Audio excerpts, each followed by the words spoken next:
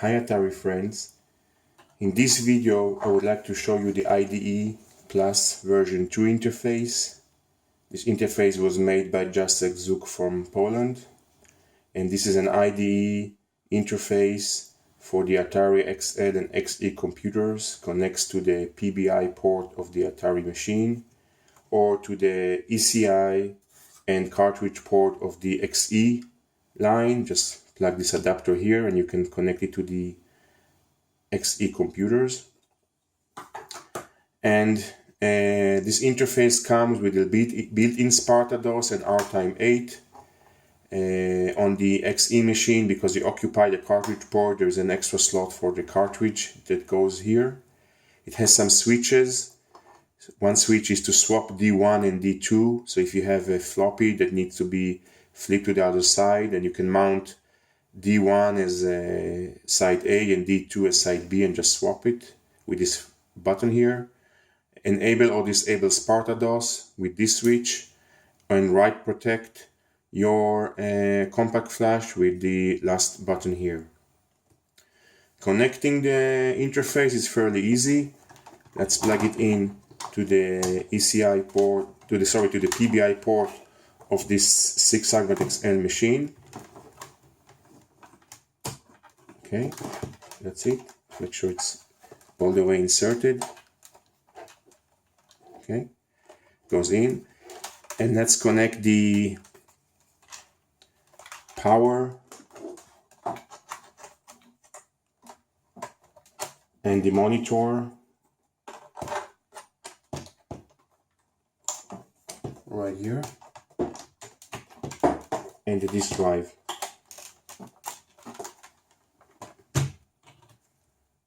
Let's set it aside here. There is no cartridge, there is no case that comes with this interface, so I probably had to 3D print it or find another solution. If I'm going to turn the computer with the start key pressed, I'm getting to a built-in menu from the interface that allows me to do several configurations, like the default of the interface will be on or off, and to select the quick disable key. If I boot the computer with the shift key press, the interface will be disabled. The power on delay for the drive. The hotkey to go to this menu is currently set to help. Sparta DOS is set to be off. I'm a MyDOS fan, so I'm usually using MyDOS, and I like to use MyDOS better than Sparta DOS. You can also configure the high-speed SIO to which drive you would like to enable or disable them. The swap drive feature can be set up here, the date and time, and you can store the configuration into this interface. There is also a quick built-in executable menu that you can push in and go. Let's load the fdisk. Fdisk is the first tool that you would like to use to configure the compact flash that you plug into the device. I already created here several partitions. One partition is stored for FAT32, so I can just plug this card to my PC and copy ATR's files directly on it. The rest of the partition are the Atari partition table. The first one is set to be as drive 1, 2000 sectors, double size sectors. The third partition is set to be 16 megabyte in size. The fourth and fifth are the single side density 720 sectors that they can also name the partition that you like, and you can create new partitions, many sectors that you have available on your compact flash. You can set the size of the sector, and you can also give a name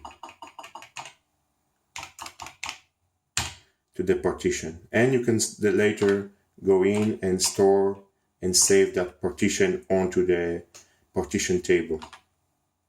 If I'm going to boot the computer with just the Option key press, I will immediately boot into the first partition that is set to be drive 1, and that comes with my DOS. I have here several of tools as drive 1. Also, the set to be drive 2 is my second partition, the large size partition, 16 megabyte with games and utilities. And you can create more partition and configure my DOS to recognize those partitions as drives. It's very useful to work as BBS. I remember in the old days, you had a Supra drive with only 20 megabyte disk drive, and here I can have 4 gigabyte in a very small card.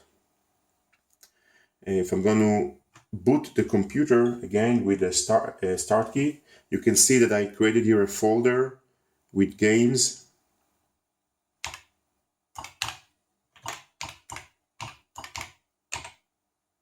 And copy a bunch of games into that folder, and I still have almost 6,000 free sectors that can load more files to.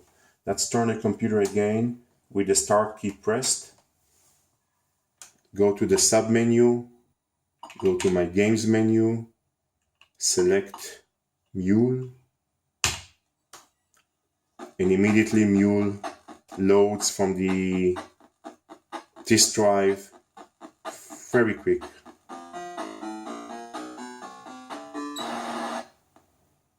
Let's boot again. I have to wait a bit. Let's go to the menu. Let's go to the utilities and let's load fdisk again. Let's change D1 to be the Goonies partition.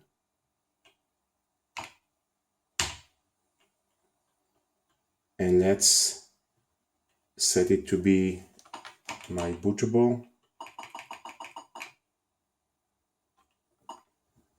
And let's set Goonies to be D2 so we can copy the game there first. Let's set it to be D drive 2. And let's store the settings.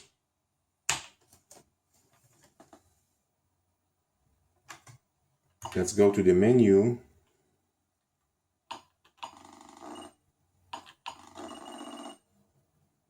And let's see where I have here a sector copier.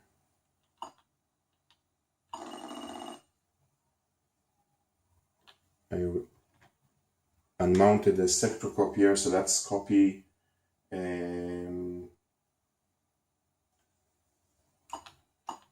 from drive number. Let's mount the drive number 4 with the fdisk again.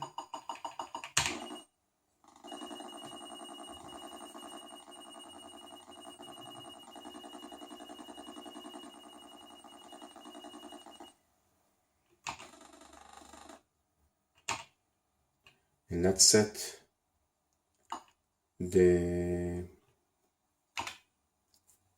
sector copier to be drive 4.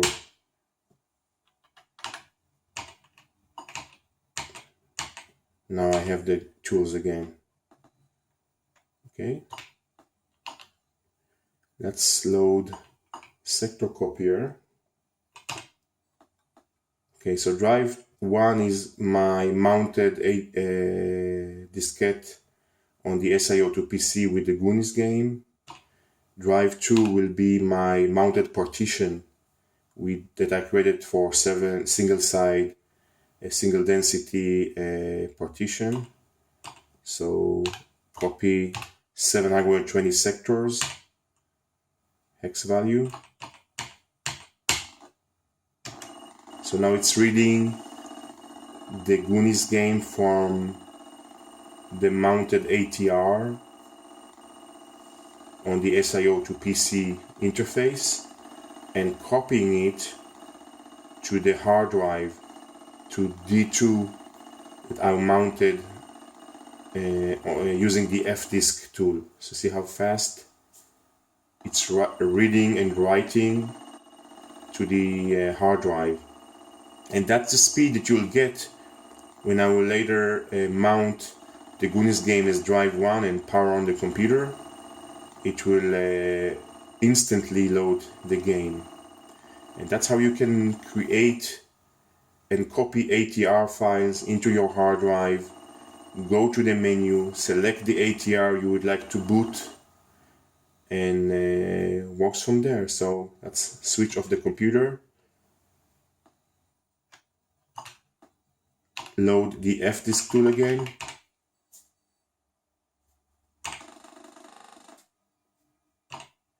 and select that the Goonies partition will be set as D1. Let's make it also a bootable partition and write the configuration. Okay, so if I'm going to exit, immediately the game loads. No waiting, and it's Atari see the partition as a disk drive with the data that I've copied into. That's all. That's the interface, the IDE interface. Thank you for watching.